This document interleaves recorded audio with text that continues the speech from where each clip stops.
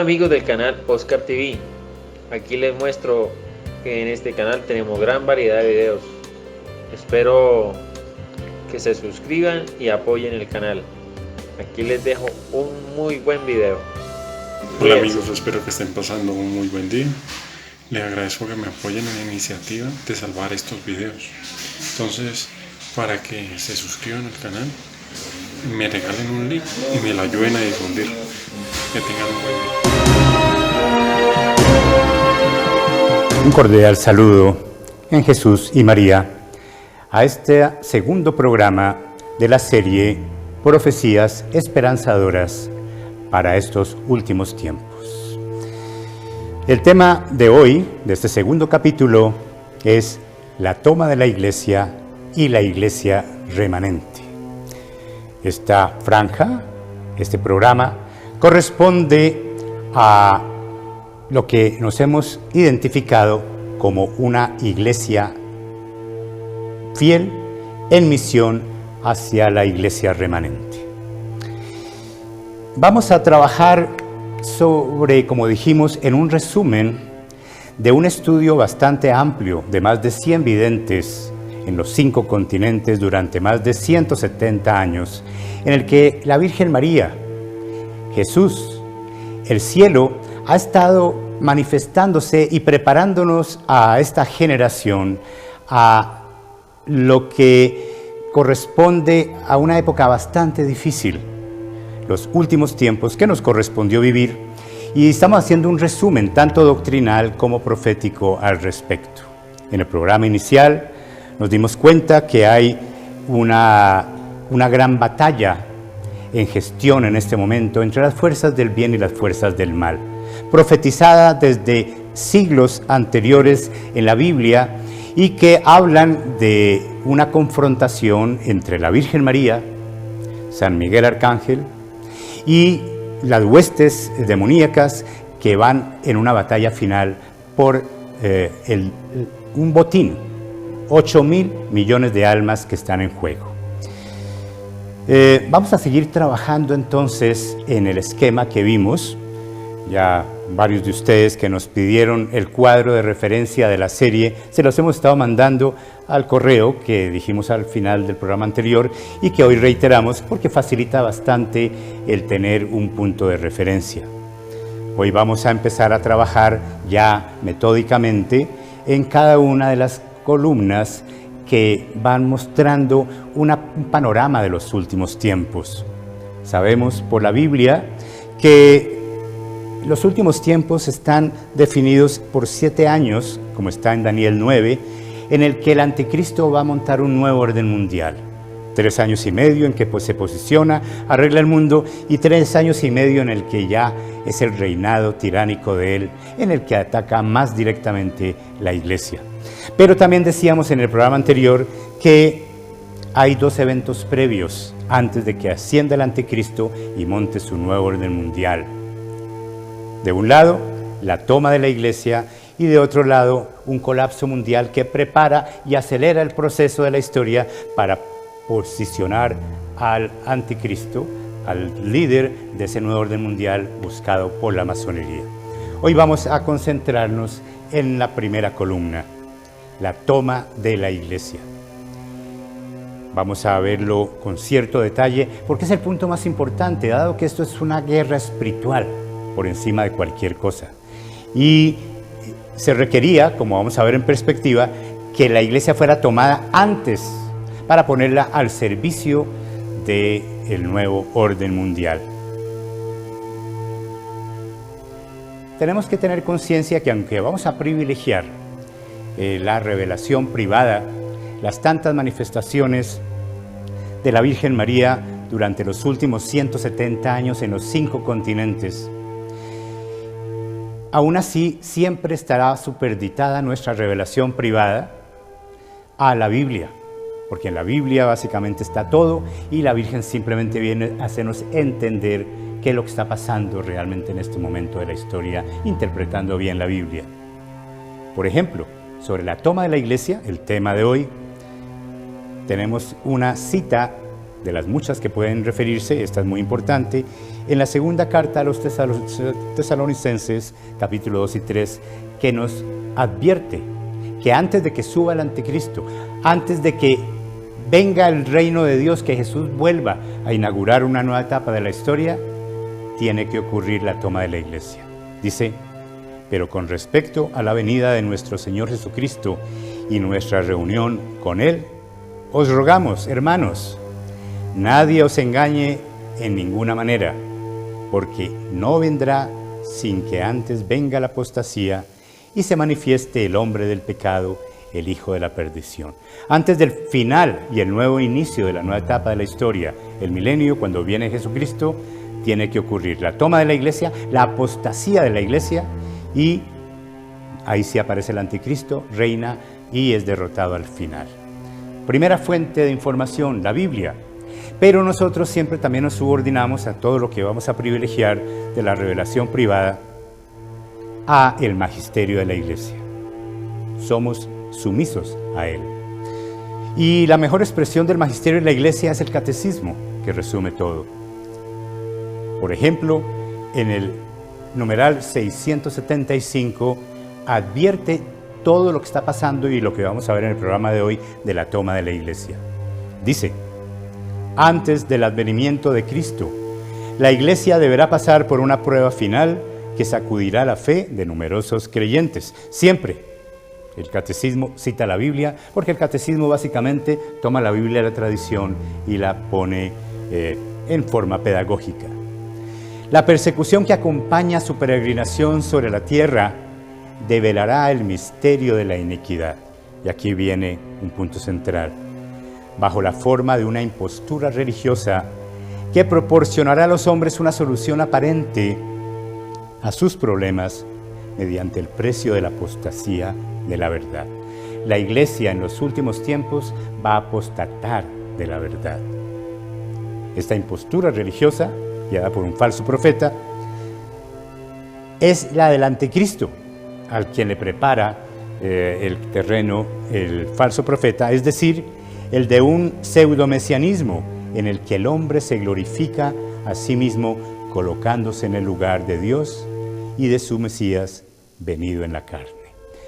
Con esto podemos ya, sumisamente a la Biblia y al magisterio, pasar a dar un resumen de la parte profética de las revelaciones privadas. Por ejemplo, vamos a ver que el estudio, todo lo que vamos a decir, tiene un sustento muy serio.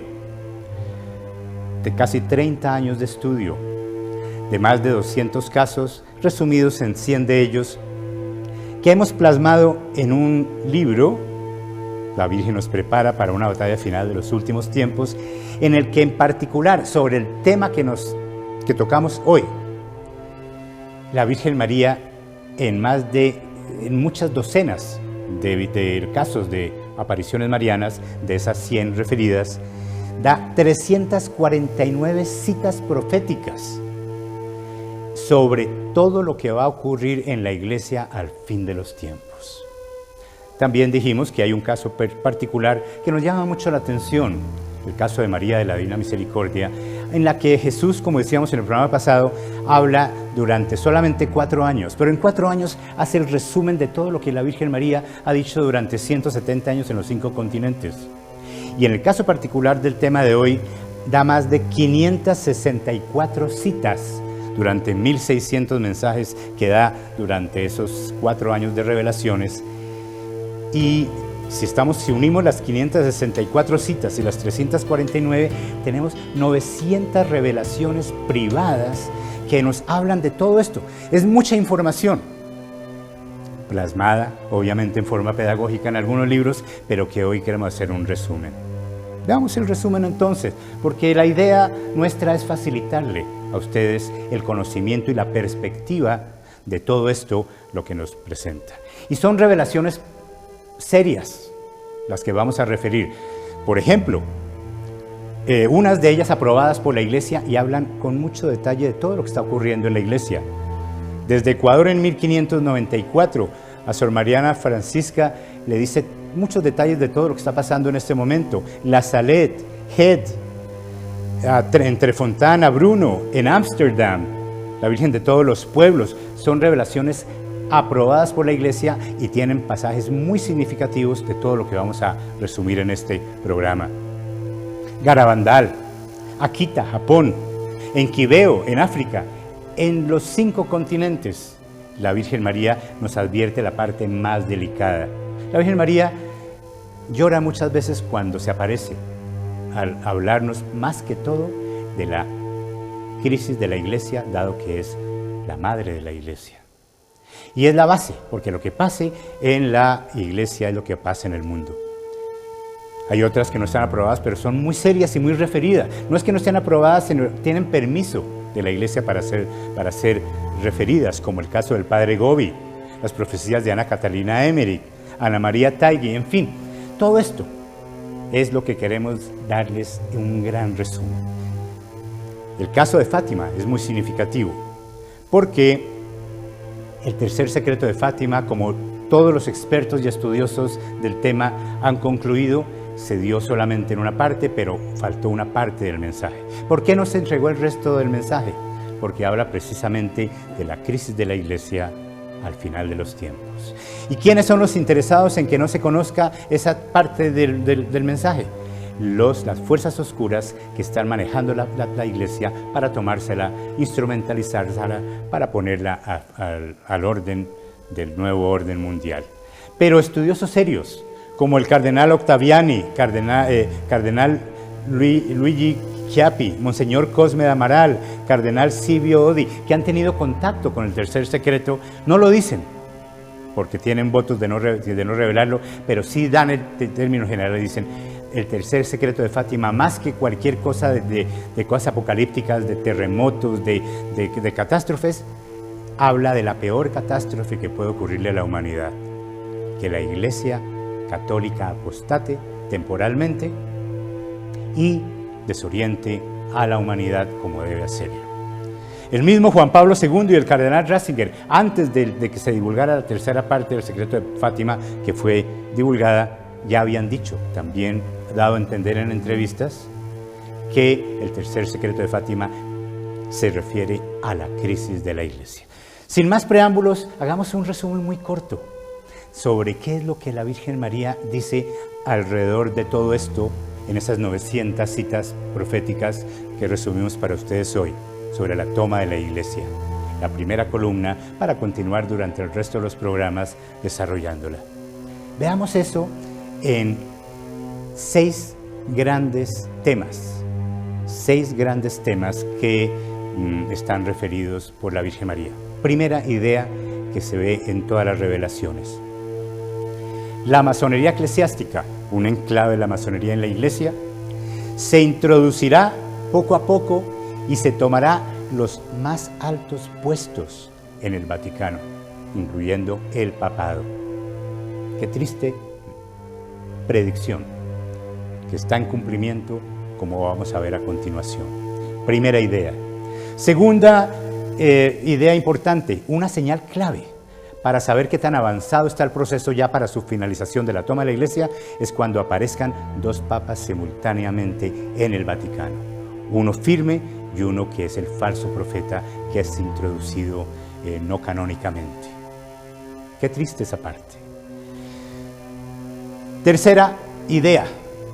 Uno de ellos, el falso profeta, con la masonería, de la cual hace parte, modernizarán la Iglesia y harán cambios heréticos a la doctrina bimilenaria.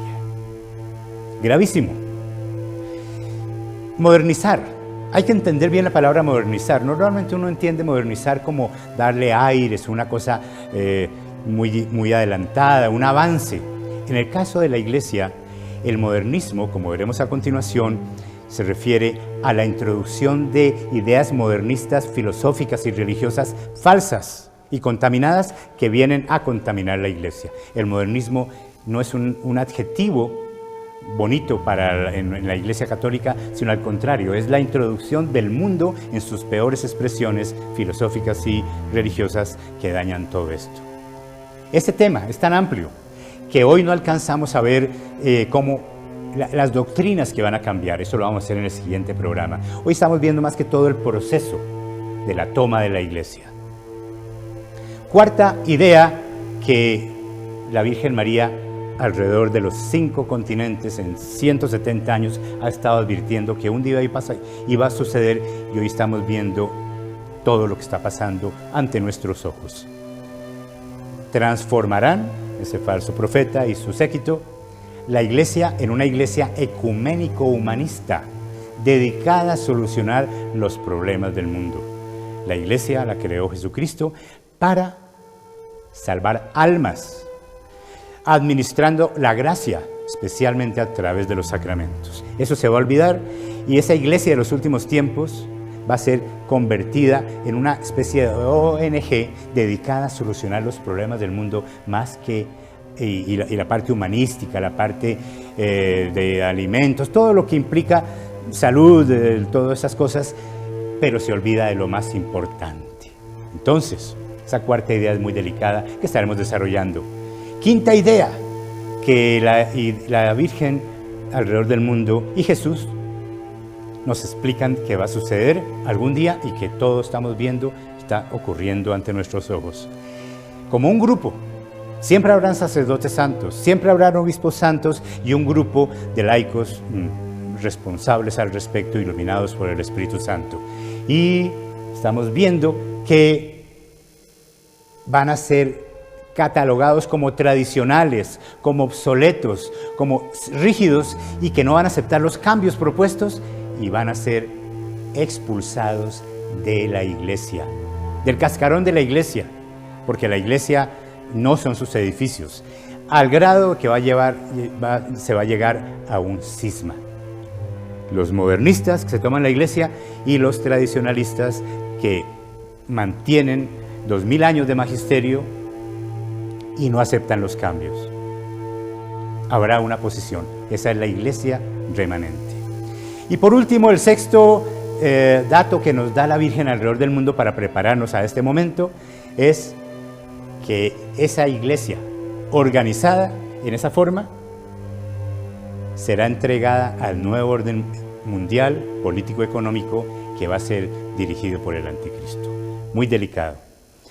Todo esto está ocurriendo ante nuestros ojos. La idea es que ahora sí se entiende, con esas 6 ideas, cómo es de importante entender la toma de la iglesia, porque es un paso previo sin el cual no puede el anticristo administrar su nuevo orden mundial. Él nos va a sojuzgar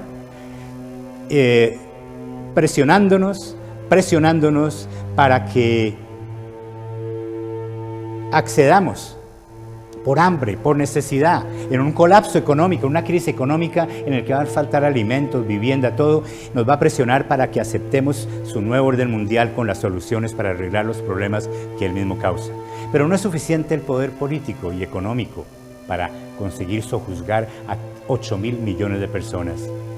Se requiere sojuzgarlas espiritualmente. En vez de inventarse otra iglesia, ¿qué mejor que tomarse una iglesia ya establecida durante 2000 años en los 5 continentes y tomarse su infraestructura y utilizarla para sus propósitos? Eso es lo que la masonería planeó, como veremos en la segunda parte, para que funcione en relación al nuevo orden mundial. Por lo tanto, qué interesante poder ver cómo se manifiesta todo esto en nuestros días.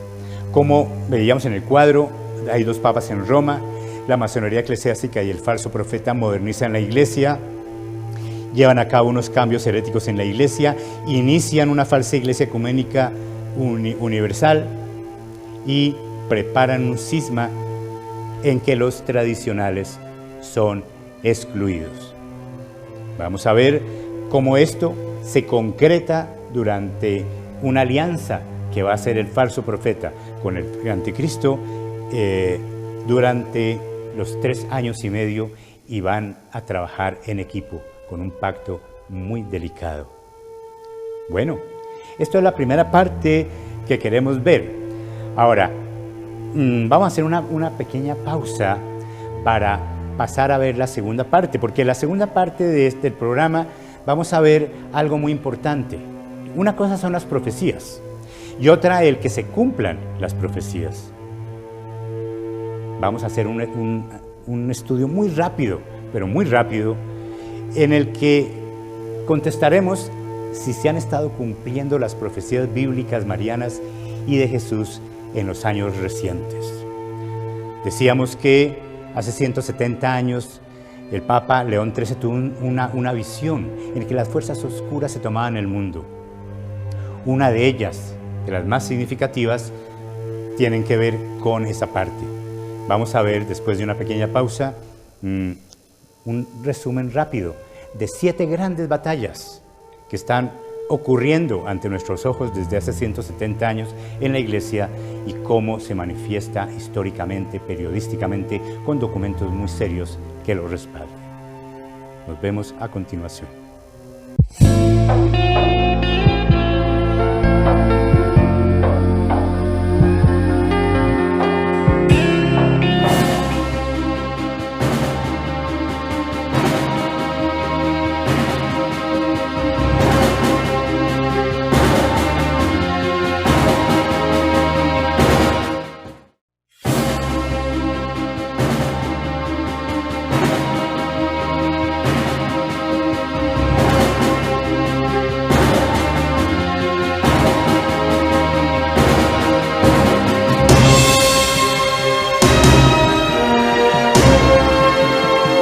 Veamos entonces cómo se ha estado cumpliendo durante estos 170 años todo lo profetizado por la Virgen durante más de ese tiempo. Un punto de referencia es una reunión que la masonería hizo hace ese tiempo exactamente, una de sus sectas, el Alta Bendita, en Italia, parte de los Carbonari, se reunieron para hacer una instrucción permanente, así lo llamaron, un plan a largo plazo, más de 100 años, para introducirse en la Iglesia y hacer una iglesia a su medida. La idea era infiltrar con seminaristas de su línea, de su formación, que se volvieran sacerdotes, que esos sacerdotes se volvieran jerarcas, hasta llegar después de más de un siglo, porque sabían que era un proceso demorado, a montar un papa a su medida.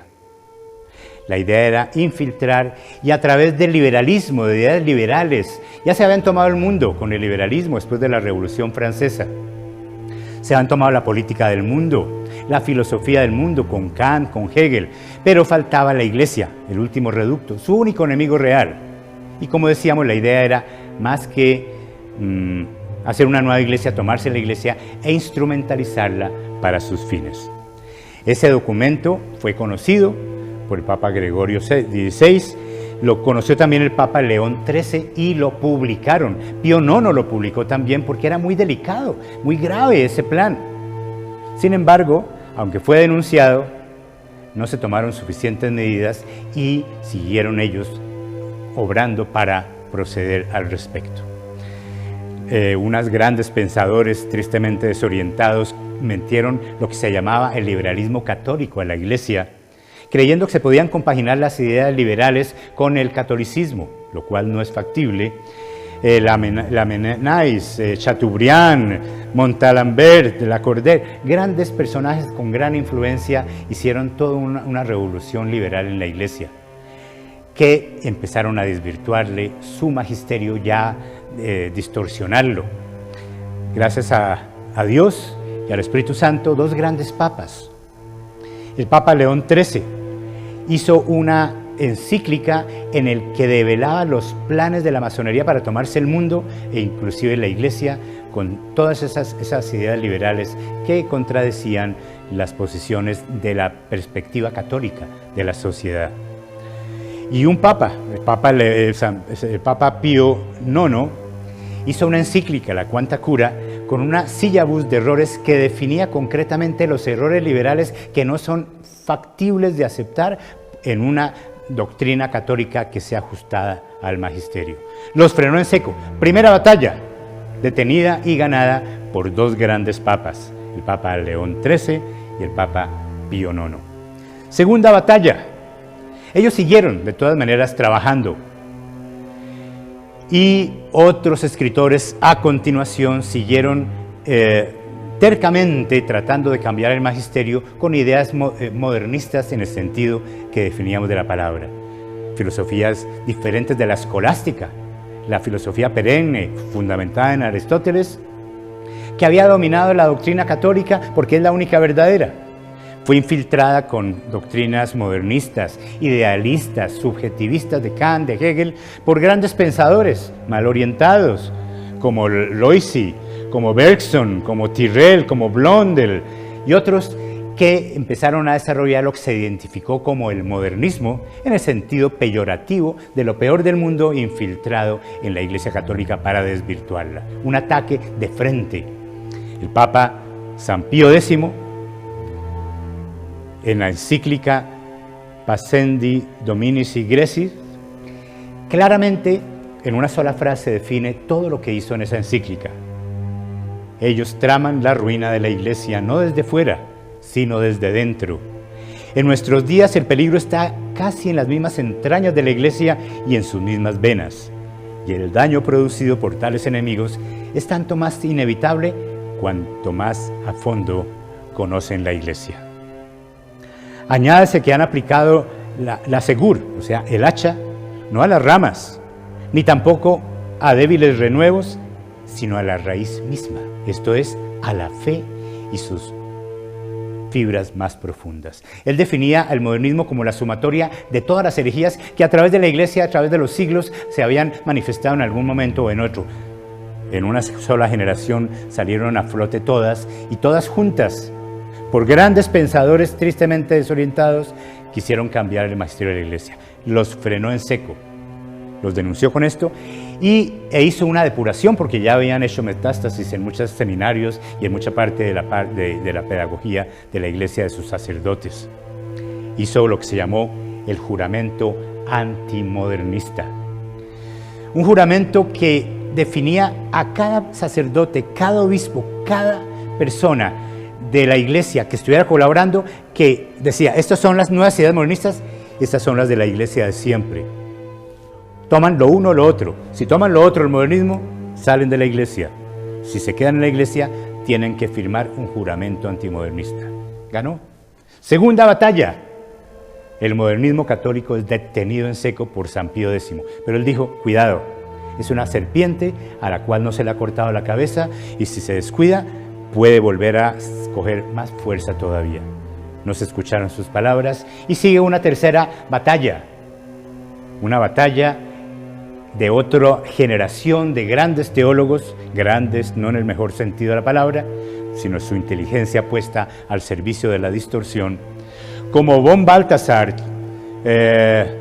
Teilhard, de Lubac, inclusive Rahner, el más importante, jesuitas, y algunos dominicos como Chenu, como Congar, que empezaron a desarrollar esas ideas más a fondo con lo que denominaron la nueva teología. O podemos darle, y se dio también el nombre de la neomodernismo, porque fue... Ahora, un gran papa detuvo esto, el Papa Pío XII, con Humanus Generis. Después de eso, especialmente Rahner, influyeron en el Concilio Vaticano II en una forma impresionante.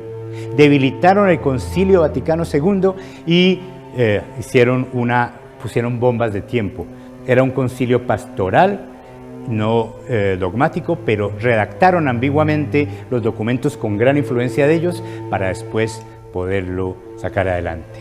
Un empate, por decirlo así.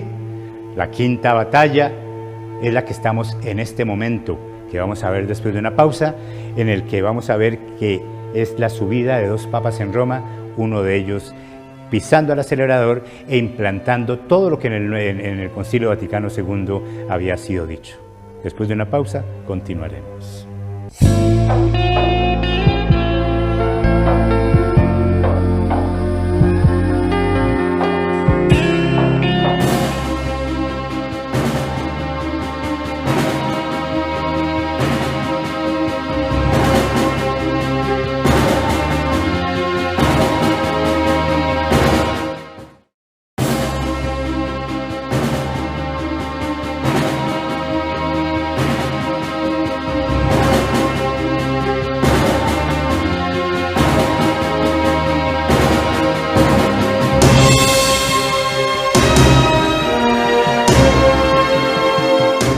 Esta quinta batalla es en la que estamos en este momento. Después del Concilio Vaticano II, en el mundo académico especialmente, estuvieron trabajando durante 50 años, destapando las bombas de tiempo con los documentos ambiguos que redactaron en el Concilio Vaticano II, dando lugar a ya distorsiones, alguna muy manifiesta como la teología de la liberación, todos los abusos litúrgicos, pero lo más grave es en los últimos 5 años. En los últimos 5 años, con el nuevo papado, este papa dice, ¿por qué me critican? Si yo simplemente estoy aplicando a fondo todo lo que en el Concilio Vaticano II fue dicho. Sí, dicho ambiguamente. Y he interpretado acomodaticiamente para volver a rescatar ese modernismo que había sido desechado por los papas anteriores. Y sabemos bien, por la historia reciente que han estado escuchando ustedes en Café con Galaad, con Rafael Arango, como la mafia de San Galo, ese grupo de cardenales, logró hacer renunciar a Benedicto XVI y subió un papa tan profetizado desde la alta bendita, acomodado para poder terminar de implementar el modernismo. Esa batalla la perderemos. 3 batallas ganadas, una por decir empatados porque no hubo ganadores o vencedores, una que estamos perdiendo y viene una 6ª batalla. Ya cuando aparezca el anticristo, cuando se consolide la iglesia ecuménico-humanista, completamente modernizada, y hayamos sido expulsados los tradicionales de ese cascarón de la iglesia, en un cisma causado por ellos. ¿Quién causa el cisma? ¿Los que cambian la doctrina o los que la mantienen? ¿Quiénes son los herejes? ¿Los que se mantienen en 2000 años de magisterio o los que hacen nuevas doctrinas? Sin embargo, quedaremos como los malos del paseo y tendremos que ir al exilio. Como decíamos en este programa, la iglesia tomada y la iglesia remanente sale al exilio. Perderemos también esa batalla. Está anunciado. Nos avisa el cielo que esto va a ocurrir para que no nos escandalicemos ni nos desmotivemos. Tendría que pasar. Pero las puertas del infierno no prevalecerán contra ella. Viene la última batalla, la que ocurrirá después, al final de los 7 años de las fuerzas del anticristo con el nuevo orden mundial, con la iglesia a su servicio. Finalmente va a ser vencida por las fuerzas del bien. Volverá Jesús, habrá una purificación como está en la 6ª columna del cuadro y ganaremos la última batalla. Es una guerra compuesta, por decirlo en la última parte, muchas que ha dado la iglesia en 2000 años, pero en estos últimos 170 años, como 7 grandes batallas, ganaremos la última. Y la guerra la gana, no quien gana varias batallas, nos van a tener alguna ventaja aparentemente, sino quien gane la batalla final. Las puertas del infierno no prevalecerán contra ella y vendrá el triunfo de los Sagrados Corazones y vendrá la renovación de la iglesia, y en el milenio la iglesia tendrá durante todo el milenio el puesto que le corresponde tener de faro del mundo y el faro de la humanidad. Esta es una historia muy larga, está documentada con bastante detalle. En el libro se cumplen las profecías sobre la crisis de la iglesia en los últimos tiempos, un examen a la situación actual. Nos corresponde, en un resumen tan apretado, darles la posibilidad de que puedan profundizar, y sabemos que esto está muy bien documentado por increíble cantidad de grandes escritores actualmente en el mundo. Aquí hacemos la mejor selección y lo ponemos en 7 capítulos, toda esta historia. Ahora, ya toca estar empezando ya a hacer algunas conclusiones de esta primera parte, del desarrollo de la toma de la iglesia por las fuerzas oscuras, en la que hemos trabajado más que todo con la parte del proceso de la toma, tanto la parte profética como el proceso de la toma. No hemos trabajado la parte doctrinal, eso lo vamos a hacer en el próximo programa, pero tenemos que empezar viendo algunas conclusiones y recomendaciones como conclusión de todo esto. Primera conclusión: es triste cómo hay un increíble desconocimiento y rechazo a la profecía mariana y de Jesús, aún de las aprobadas, como el padre Gobi, como Akita, como tantas que son muy importantes. Es increíble el rechazo y la ceguera de los jerarcas, que obviamente rechazan esto porque en ella son cuestionados, porque en ella la Virgen es la más tradicional, porque Jesús, porque toda la profecía se ajusta al magisterio de toda la historia de la Iglesia, porque es incambiable. Jesucristo es el mismo ayer, hoy y mañana. Las verdades son verdades absolutas.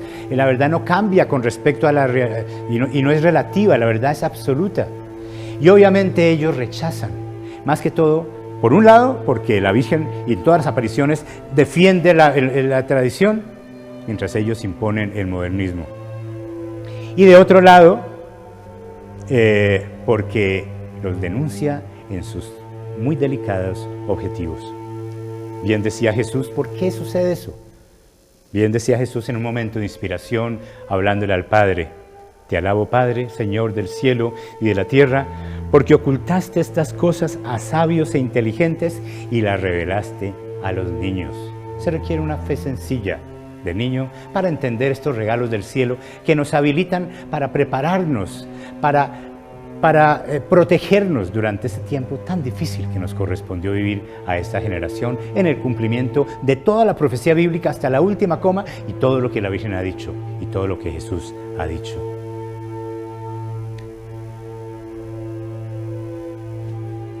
Segunda conclusión: si no creen en la Biblia y no le creen a la Virgen y no le creen a Jesús, créanle al enemigo que con desfachatez publica sus planes y se ufanan de sus logros. Antes los modernistas eran muy ambiguos para lograr meter poco a poco sin que nos diéramos cuenta los cambios doctrinales. Ahora que se están acercando a sus logros de dominio de la Iglesia y dominio de la sociedad, ya son desfachatados, ya son directos y son concretos. Pero también una parte muy buena de todo este proceso tan claro, día a día, en la historia de la Iglesia. Cuando el Papa Bergoglio, cuando su séquito ya descaradamente están atacando doctrinas fundamentales, como que no existe el infierno, como cosas que no hay que hacer proselitismo, tantas que el doctor Galat durante sus programas ha dicho. La gran ventaja es que han surgido increíble cantidad de escritores en todo el mundo, en España, en Argentina, en Estados Unidos, que están rescatando y dando a conocer todas estas cosas. Si ustedes van a páginas web, Adelante la Fe, como Vara de Almendro, Infocatólica, hay increíble cantidad de información que tienen ustedes actualizada, que muestran todo lo que está pasando y lo que va a pasar. Hagamos una última pausa para terminar nuestras conclusiones.